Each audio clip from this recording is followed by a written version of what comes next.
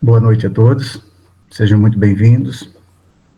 Então, vamos aproveitar aqui todos nós reunidos aqui num só pensamento, buscando nos conectar com o nosso Mestre Maior, com Jesus, com os espíritos amigos que nos direcionam para o bem melhor, bem comum, para assim nos aproximarmos um pouquinho mais do Pai. Jesus, Mestre querido,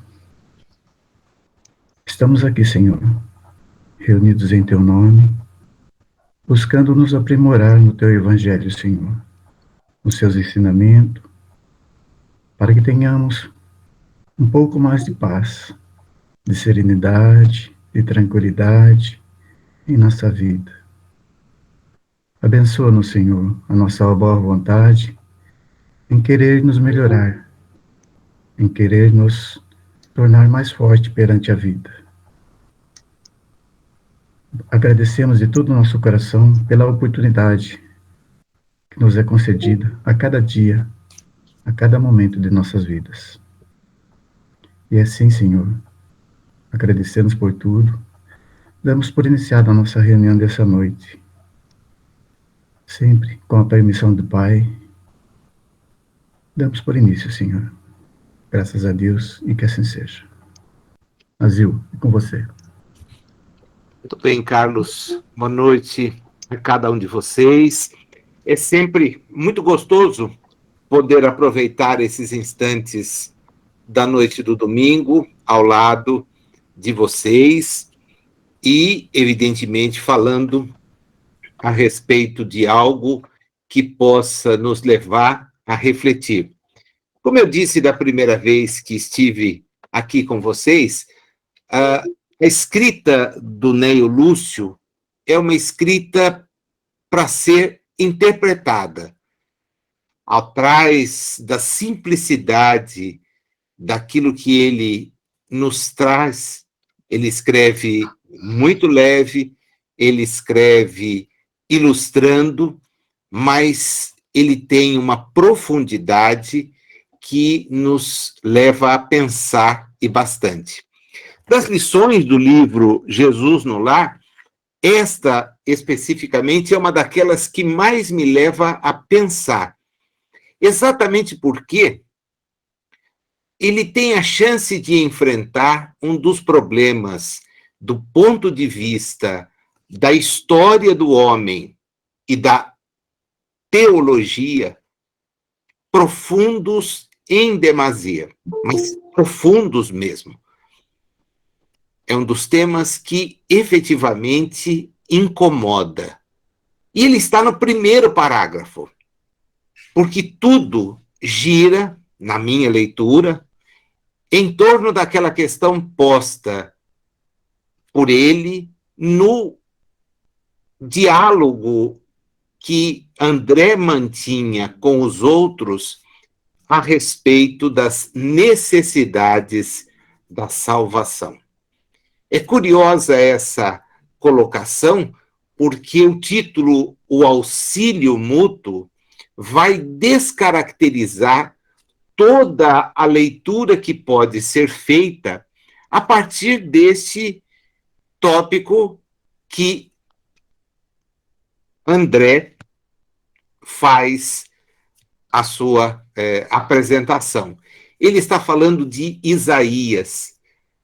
Para quem não é dado ao estudo das questões ligadas ao Velho Testamento, das questões ligadas à teologia, nas duas áreas que a gente vai abordar já, salvação é conhecida do ponto de vista da teologia como um processo através do qual Deus salva os homens do pecado e de seus resultados. Ela se caracteriza a salvação como um completo processo,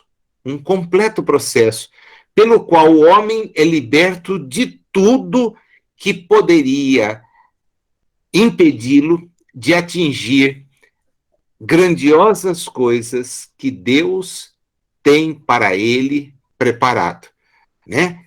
Ela significa gozar de boas coisas.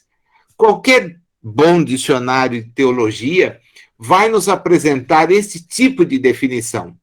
E a gente percebe aí a existência, no âmbito da teologia católica e depois da teologia dos separatistas, uma distinção muito grande entre soterologia, que é a providência de salvação da parte de Deus por intermédio do Cristo, da chamada amartiologia, que é exatamente a necessidade de salvação do homem. Começa o texto exatamente falando isso. André leu um texto de Isaías, e esse texto de Isaías é um texto que fala da salvação. Aliás, Isaías é um profeta daqueles encarregados em destacar uma única temática. Ele é o primeiro dos 17 livros proféticos do Antigo Testamento. E esses livros de profecia são estruturados, às vezes, considerando os profetas maiores, são 5 textos, e 12 dos ditos profetas menores. Isaías é tão importante nesse contexto que ele é chamado o Novo Testamento dentro do Velho Testamento. E isso por quê? Porque ele escrevia num momento da vida daquele povo israelense muito, mas muito importante, né? Na história de Israel, nós temos uma divisão muito clara entre os povos do norte, né, que se constitui o reino de Israel, e os povos, ou o único povo do sul, que é o reino de Judá. Ele, Isaías, se preocupava extremamente em criticar uma parte deste povo, e esse povo era Judá. Para aquele povo, ele então diz: é necessário que vocês se salvem.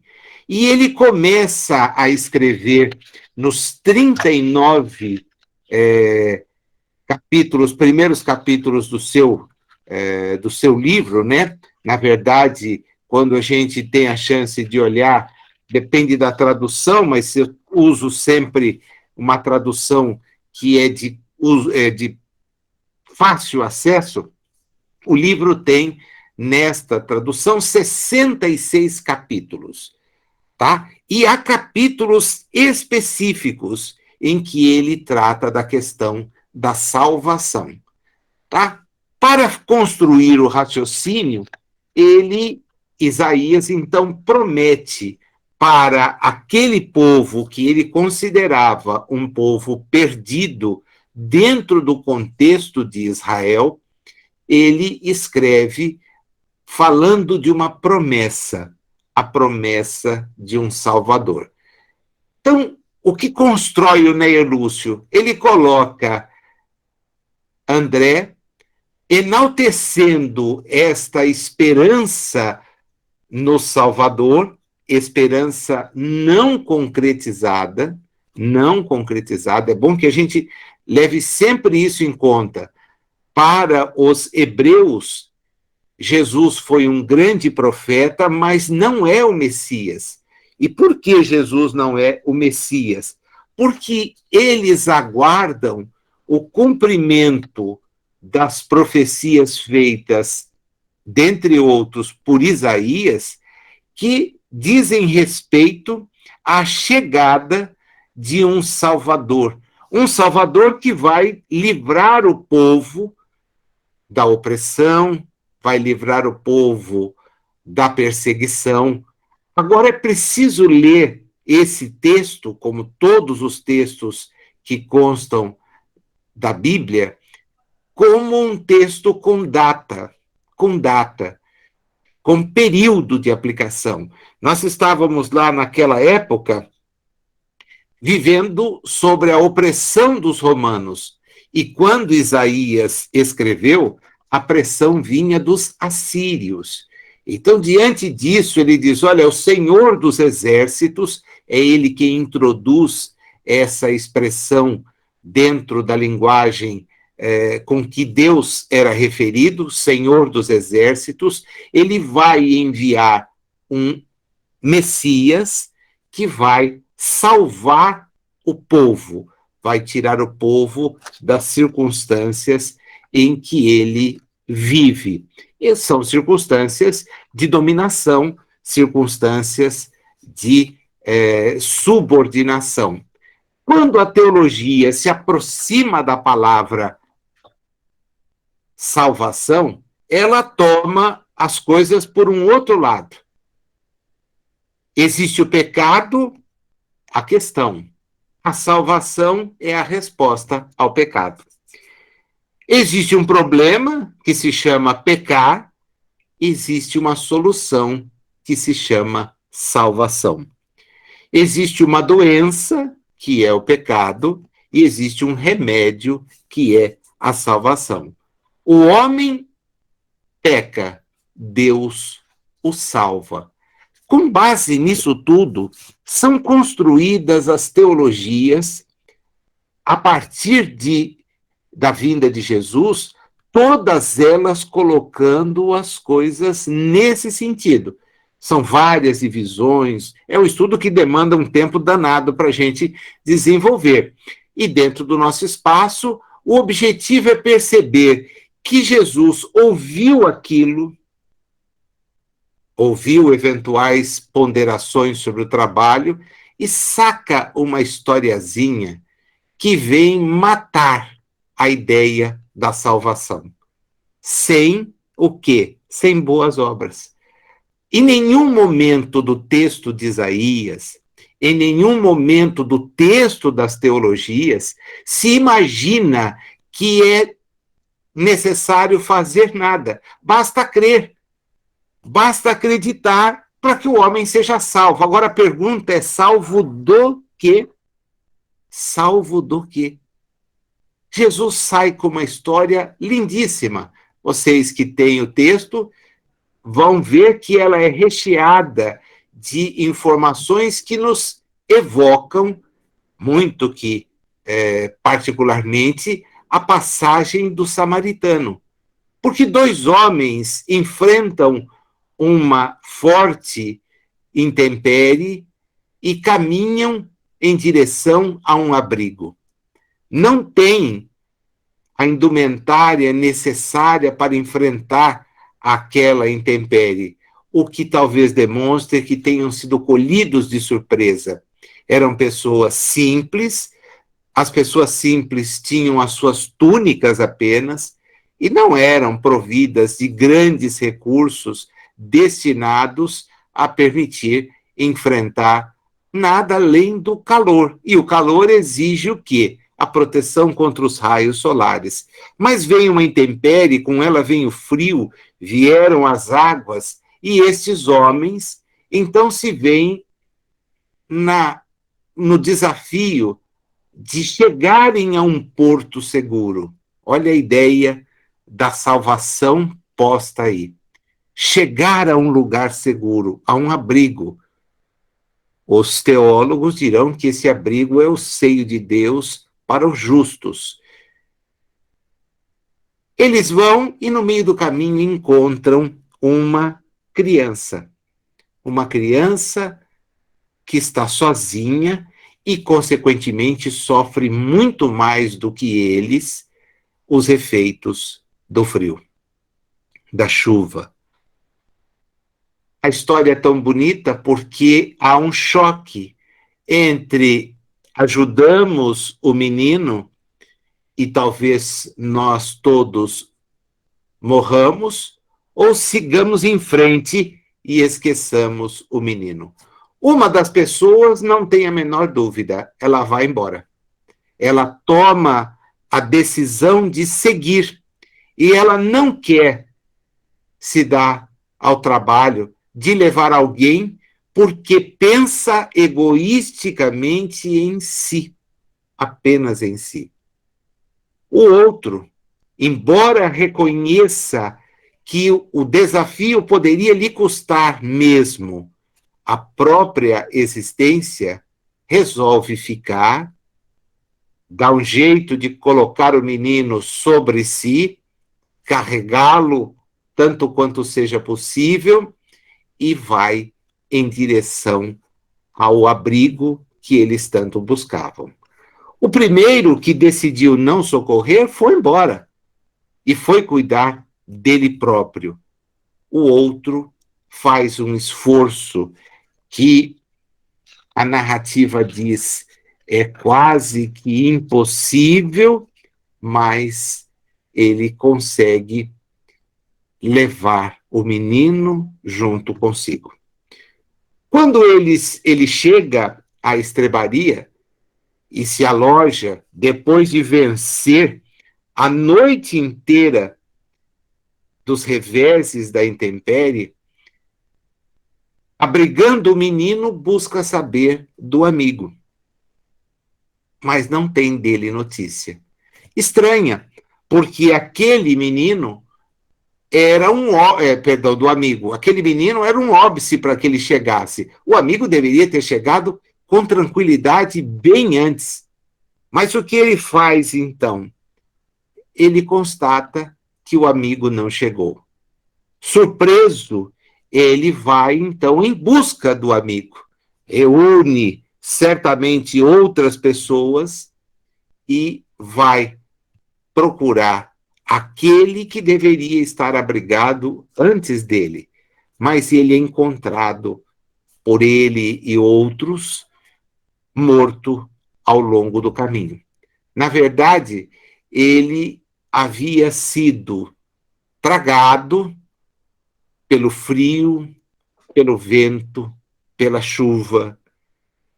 E por que o outro houvera chegado até ali? Ele houvera chegado porque, tendo o menino nos braços, permaneceu o tempo todo aquecido.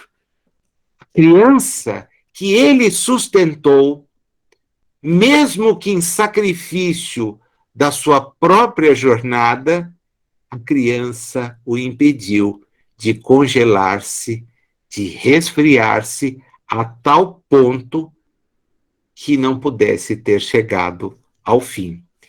Quando ele ajudou o menino, descobriu que todos nós sempre descobrimos quando atuamos no bem.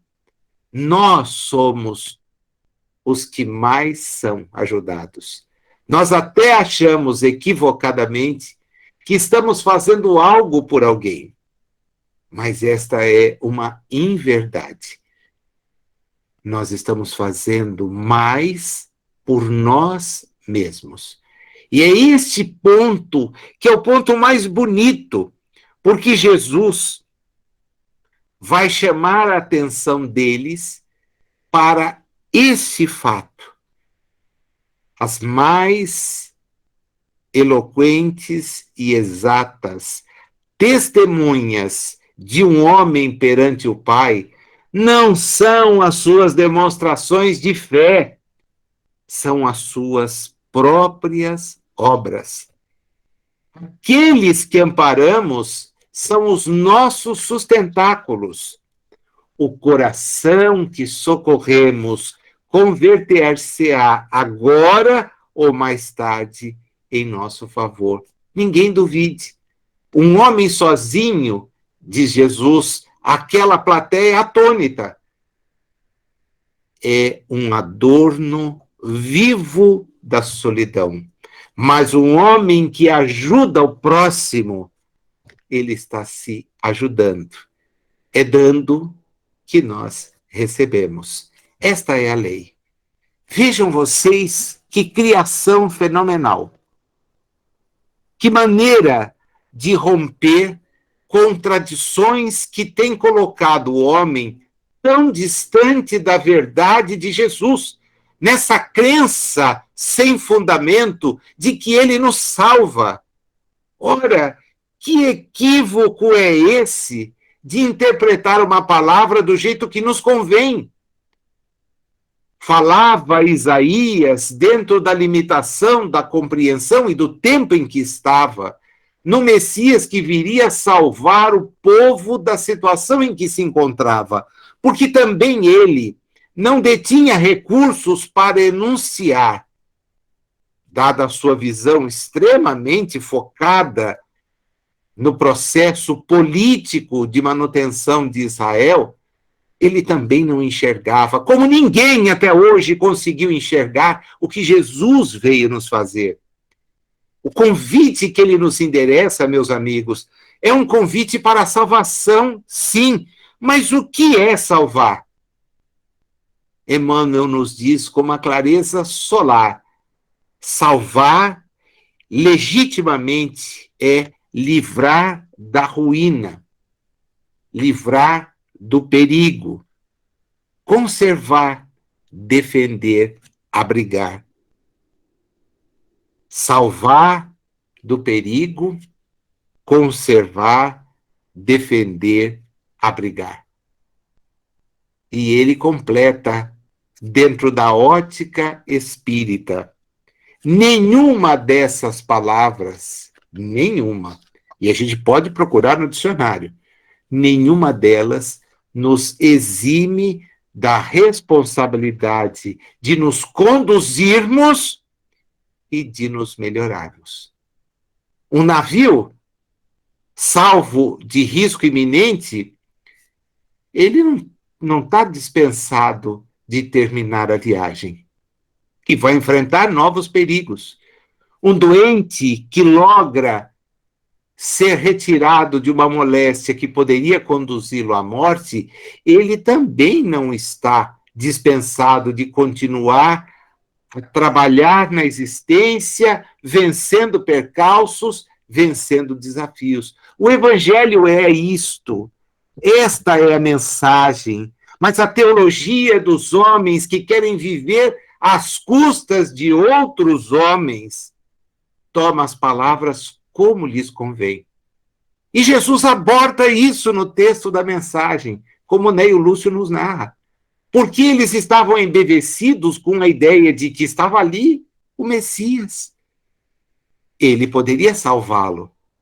Ele se recorda, André, de Isaías, como a cobrar de Jesus uma posição, a mesma que depois Judas de Iscariote tomou, radicalmente até, quando vai e na tentativa de fazer com que Jesus chamasse os seus seguidores para destruir os romanos, ele trai o mestre com um propósito que Herculano Pires, naquela monografia sensacional em que analisa Barrabás, nos permite compreender. Falando de Barrabás, ele nos faz entender o trabalho de Judas de Iscariote, que quer provocar a Jesus. Vai lá, você é o Messias. Agora você consegue libertar Israel. E Jesus, então, contraria todas as expectativas que eles possam vir a ter e se deixa ser preso, condenado, para ensinar à humanidade toda, não que era Deus, mas que somos espíritos. Ele tem a chance de dar ali o primeiro ensinamento, mas sabia que aquilo não seria compreendido. Ele simplesmente disse: vou e volto. Nós vamos à realidade espiritual e temos que voltar numa reencarnação. Podemos voltar na comunicação mediúnica, como Neio Lúcio e o próprio Emmanuel agora nos permitem constatar. Mas ele vai voltar com um objetivo muito claro, o objetivo de testemunhar a sobrevivência. A ideia central do Evangelho, meus amigos, é de que nós temos que trabalhar para evoluir. E a evolução, como a historiazinha simples, mas profunda, nos adverte, é materializada no serviço ao outro.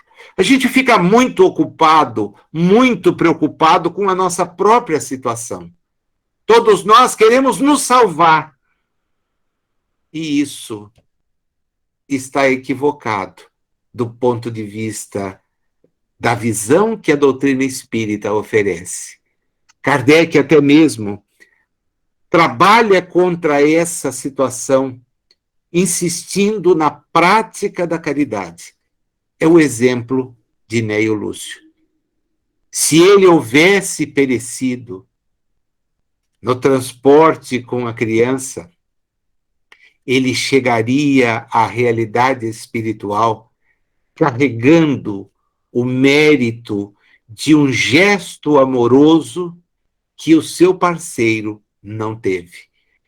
Dá para a gente entender por que é que o egoísmo nos distancia da evolução. Porque pensamos em nós, ego. Pensamos apenas em nós próprios. Mas aquele que, mesmo abrindo mão do seu conforto, abrindo mão da sua segurança, abrindo mão dos seus eventuais interesses, se volta para a dor do que está do lado, ele tem condições de fazer muito mais por si. Eu disse para vocês que a lição era de uma profundidade fenomenal. Fenomenal. E ela não está na história, porque a história só vem limitar, ou delimitar, melhor, o contraponto entre salvação e obras. Algo que até hoje não foi equacionado do ponto de vista das visões que fizeram Jesus Deus.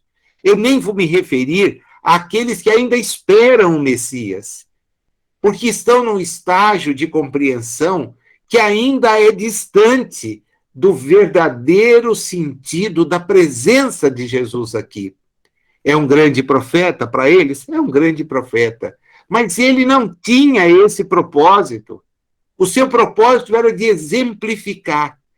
E a exemplificação vinha não apenas na narrativa que ele poderia fazer, e aqui Neio Lúcio nos apresenta mais uma, mas no testemunho que ele deu, demonstrando a confiança. Vocês podem fazer mais. Vocês são como eu sou. Agora entendam que para avançar é preciso não se deter em frases que não nos conduzam a nada, perdendo mais tempo sobre um tempo perdido. O tempo perdido é algo que nós não podemos ter conosco.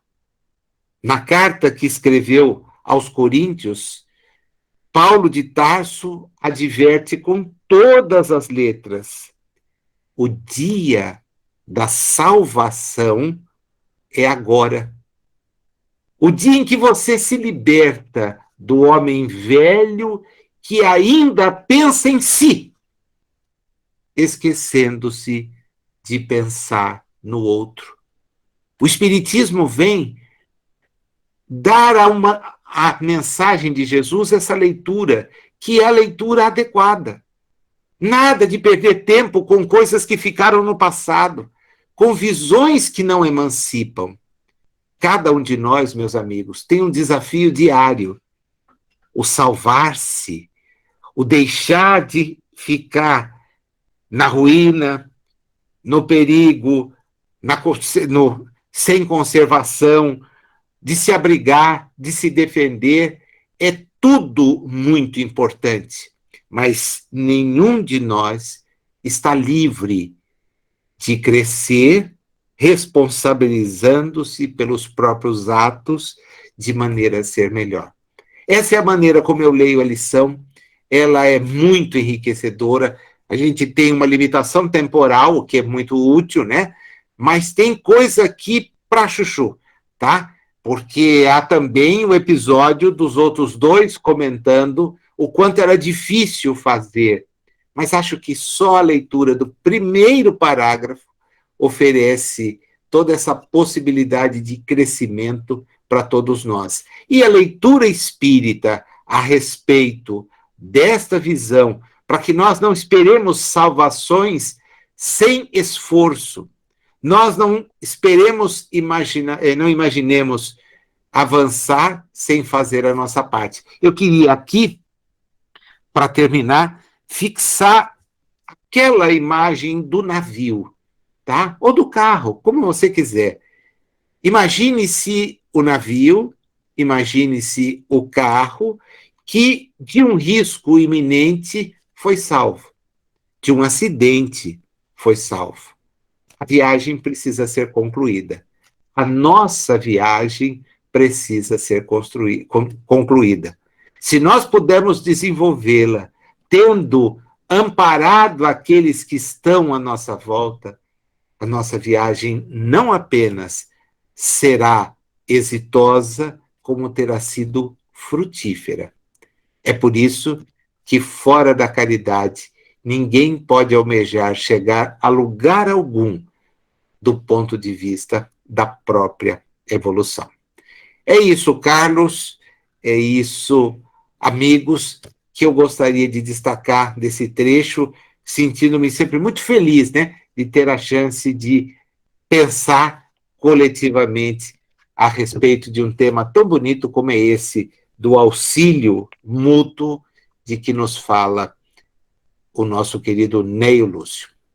Muito obrigada, Nasil, por essa palestra maravilhosa, tão esclarecedora, que nos traz tanta reflexão que nós teremos para pensar durante a semana toda nela e para buscarmos colocar em prática.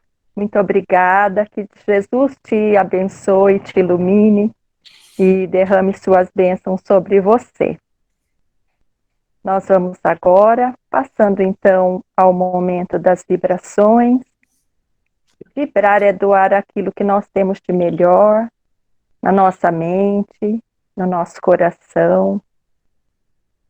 Então nós vamos fechando os olhos, se assim for mais confortável e melhor. E vamos então vibrando pelo bem universal, por todos os povos, por todos os seus líderes, os seus governantes, todo o nosso planeta. Vamos vibrando por todos os lares, principalmente por aqueles que estão em desajuste. Vibremos também pelos enfermos, onde quer que eles se encontrem. Vibremos por todos os profissionais de saúde, que nesse momento, especialmente, trabalham incansavelmente para cuidar de nós, para salvar nossas vidas. Que Jesus os ampare, fortaleça, ilumine.